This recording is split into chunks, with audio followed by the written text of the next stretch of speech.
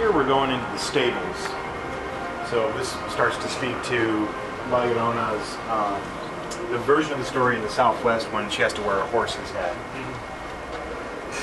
And you can smell the stable, actually. Oh, there is the sun cannon. Yep, right here. So that's a typical sun cannon. It's got a little fan in it, a cartridge. It's unreal. It smells just just blows. Yep. There's companies we work with that create scents. Back in Tennessee right now. Yeah. They're usually really awful smells. Well, I'm from Tennessee originally, so we have a lot of farms and stuff. You're right at home. There's a few nice ones this year, like Silent Hill has Cotton Candy and the Robbie the Rabbit scene. But here, as you're going in, you're just hearing the sound of horses that are agitated and nervous, and the huge subwoofer speaker making the sound of the horses. And that's just to set you up for this double scare. So there's performers with horses' heads on either side, and a huge platform, so they can go the whole length of it and stalk you as you're going, one on one side, one on the other. Wow. And they both have somewhere here. There's your trigger. Oh, right down here. So they have the ability to trigger their own lighting and audio as well. That's insane. Yeah, it's pretty crazy. They can control their own stuff. And then from there we go to the carniceria,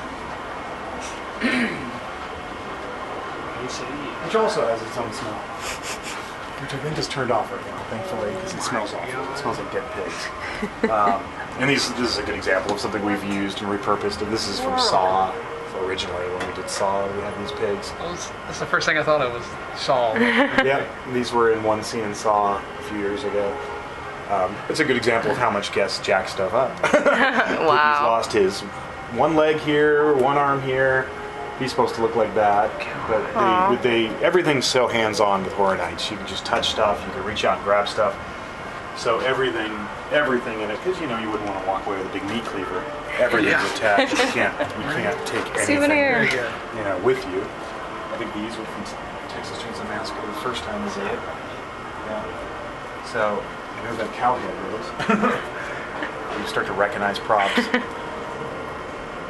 And the whole point of the reason the positioning of the pigs is people aren't going to want to touch this pig, so they're going to go where you are, and that's right in line with where the performer's waiting for you. Yeah. So we're trying to steer you by putting obstacles in your path towards the spot that you don't want to go to. That's right.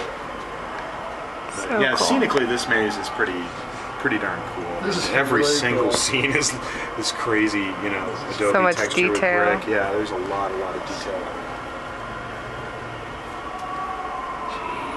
And one of the things my art director Chris does right before we open, he'll go through and he'll just grab every single thing and try to take it with him.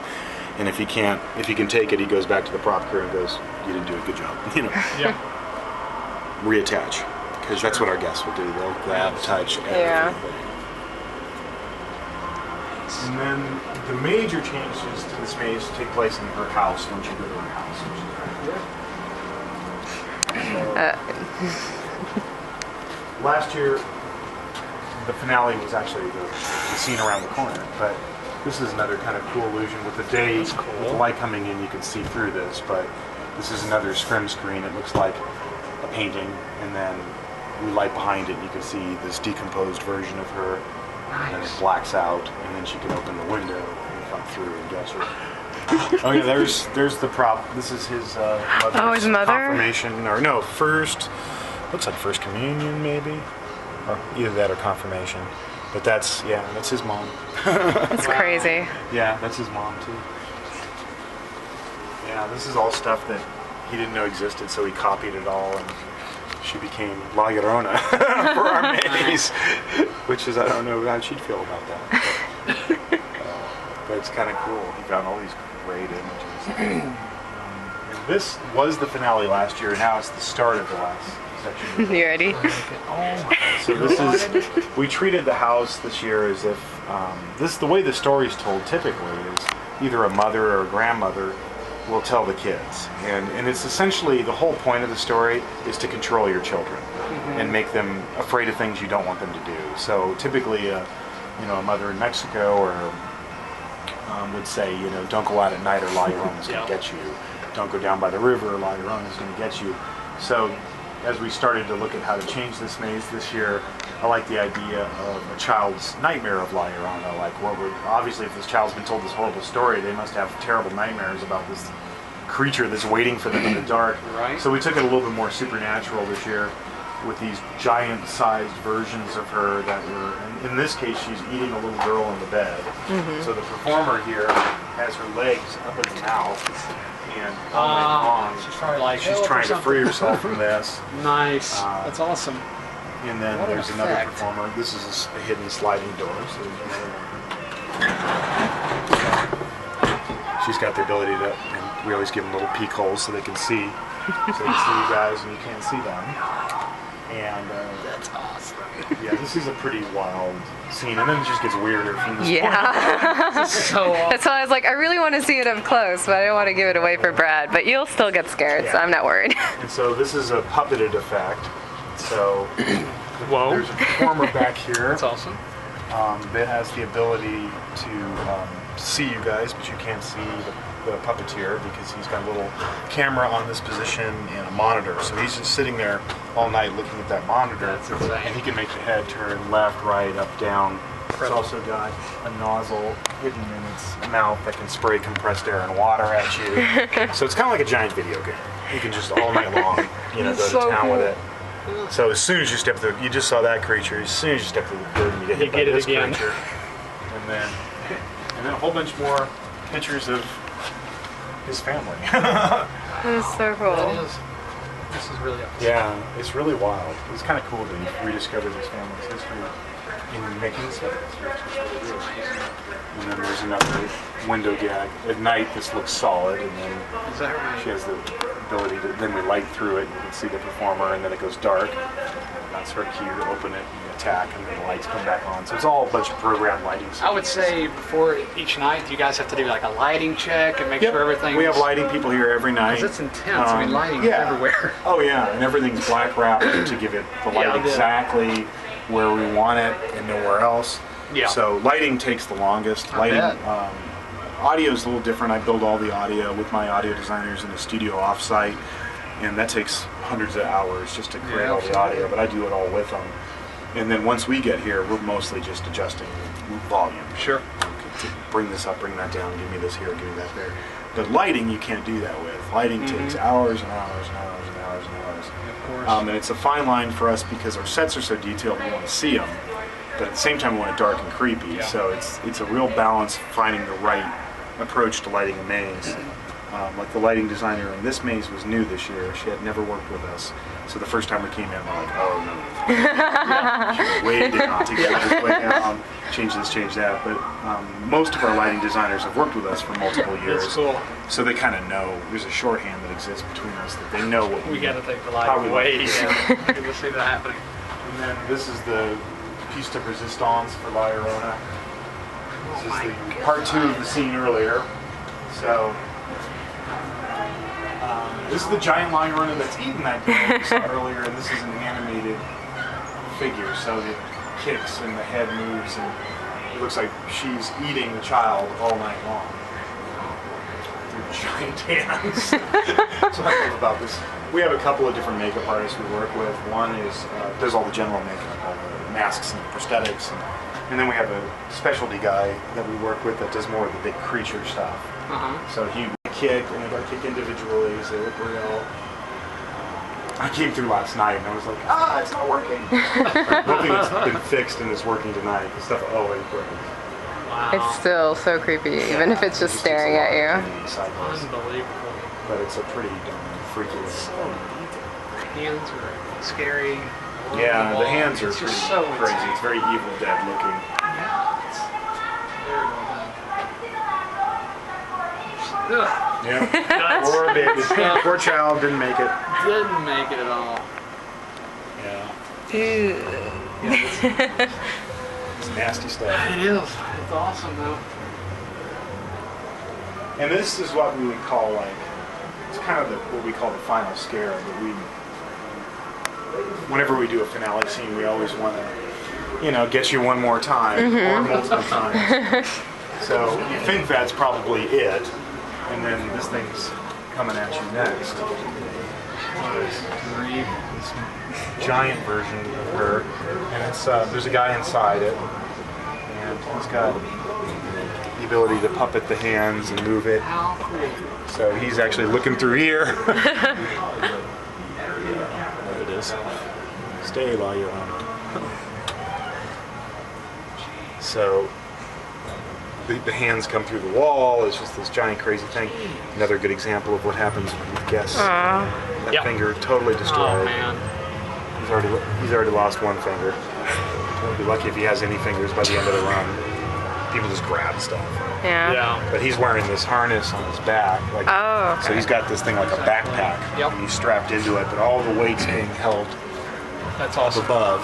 So It's not too hard on he him. doesn't have any weight on him, so he can just Maneuver. do this. But he'll do like 30 minutes on set, then we'll give him a 30-minute break. So depending on what an actor's doing, Yeah. determines how much time they're on set at any given time. So this is a pretty physical thing you gotta Yeah. do. So this guy gets to take a 30-minute break after every 30 minutes he's on set. Nice. Yeah, it keeps him fresh. Otherwise they'd be very, very tired. But this is, I love these scales. This is great. Really cool. I love the eyes too, because they're You can just see. all bloodshot and Oh. rolling up back into her head. So scary. It's a really great piece he made. Wow. Teeth are all bloody. Yeah. So that's what we would call the final scare, and then when you leave here, you have to go through the Shrek pre-show, and there's another, and then there's another. And it's usually, and the reason behind that is when people think they're done with something, they drop their guard psychologically. They go, okay, I'm done. Nothing's going to get me now. And that's usually when we want to get you, because it's like the perfect opportunity to scare somebody. Right. Of course. Yeah. So that's LLorona. Do you guys have any questions or anything I can answer for you before I start running around and getting this thing going for another minute? No, you covered answered everything. everything. It was awesome seeing it up close. Thank you so much. Yeah, I think it's So- cool. It's cool to get a chance to see it in non-show conditions, because you get to see a lot more than you Absolutely. Because you go through it so fast. would. And you're usually going through, oh, yeah. Yeah. Time to take it all in. Right. Yeah, this is amazing. Thank you. It really is. I've never, like I said, I've never been to a haunted house that actually. And you're going tonight? Yeah. I'm doing it tonight. You're in for it This is tonight. going to be awesome. But tonight, like Terror Tram will shut down early, so it's a school night, so they have to shut down out there like 9:30? 9:30. I think it is. Because it'll be dark. We'll go about see it. 10:30. So you might want to do that first. Sometimes they'll let people in early and get ready for a tram, so they'll either Yeah. do that. Well, actually, they'll probably do both. They'll probably make an announcement to push people to tram, and they'll also probably let people in early to go downstairs and ride Transformers right before the event starts. And if you do that, then you can pop out and hit Texas and Sound Hill Yeah. right at the perfect time. Nice. So it's just a choice of what you want to see, but that's like one tip I've learned over the years is when they make those announcements, do it, because you get into the park before anybody else. Yeah. Sure. And tonight it won't be like a crazy Saturday night, so it'll be a little bit more mellow in the park. Awesome. Hopefully. Really cool. Or it could be crazy. It's pretty Never busy know. last Sunday. Yeah. But I think that was because of the AP event. Yeah, absolutely. Oh, actually, it could go the other way. Yeah, that was wild. It's the first time we've ever done that. Was it? Yeah. And It's just built. yeah, it's crazy. And then we'll just rip it all down. All of it's going to get ripped down in another, right after Halloween. Yeah. All gets ripped down, packed Now, what away. is usually in this area? It's the queue for Shrek when they're really busy during the summer. Okay. And they use it for overflow for Shrek, and that's pretty much where all our mazes are built. Alice Cooper's in the overflow for T2. The Walking Dead's in what used to be our Yeah. Western stunt show that's not here anymore. Silent Hill is in our Mummy queue, and Texas is in our Jurassic Park queue. So Cool. this park was never really master planned, or it just happened. Right, right. It's always been a movie studio downstairs, and it's been there since 1915. But the theme park started in the 60s, and it was just a tram tour originally. Yeah. And then as it evolved, it just kind of went all over the property, but they never had a plan. Yeah. They do now, but back in the old days they didn't. Of course. So finding room to build mazes for us is like, we're always running around going, where can we build something? Where can we build something? Sure. So and they're like giant jigsaw puzzles. Hey, how you doing? I'm just doing a behind the scenes tour. So that's lighting. So that's, everything being run off of our lighting board and show control and all. Really cool. Have a good night, man. You too. See you out there. Never ends. Yeah. There's another scare actor. Taking me out in this daylight.